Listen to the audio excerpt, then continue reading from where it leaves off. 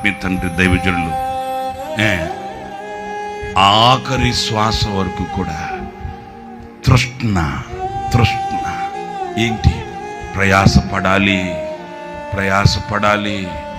ఇంకొక వారం 10 రోజుల్లో ఆయన ప్రభు దగ్గరికి వెళ్ళిపోతాడు. అలా పిడికిలు బిగించి గడగడ వణికిపోతుంటే చెయ్యి పిడికిలు ఇట్లా బిగించి పట పళ్ళు కొరుకుతున్నాడు. అన్నా అన్నా అన్నా అన్నా అంటే కళ్ళెత్తి పచ్చగా కళ్ళు, ఒళ్ళు గొల్లైపోయింది,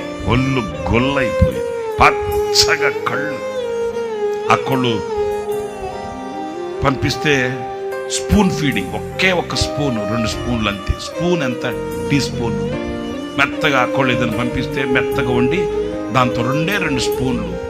ఆ 2 స్పూన్లు తినే దైవజనుడు ప్రభు కొరకు వెలిగిన తారది. 2 స్పూన్లని నా కళ్ళతో నేను చూశాను కనుక మర్చిపోలేను. జీవితాన్ని ఎప్పుడు కూడా దాటిపోనివ్వలేను. 2 స్పూన్లు తింటూ ఆ 2 స్పూన్లు తిన్న వ్యక్తి పిడికిని బిగించి పళ్ళు పట కొరికి అంటాడు, ప్రభు నన్ను ఒక్కసారి మరలా ఒక అవకాశం ఇస్తే భారతదేశాన్ని ఒక ఊపు ఊపాలి.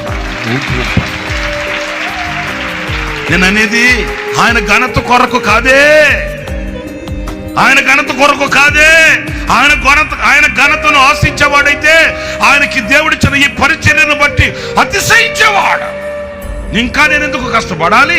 ఇంకెందుకు నేను శ్రమ పడాలి? ఇంకెందుకు నేను ఆహర్నిశలు తిరగాలి?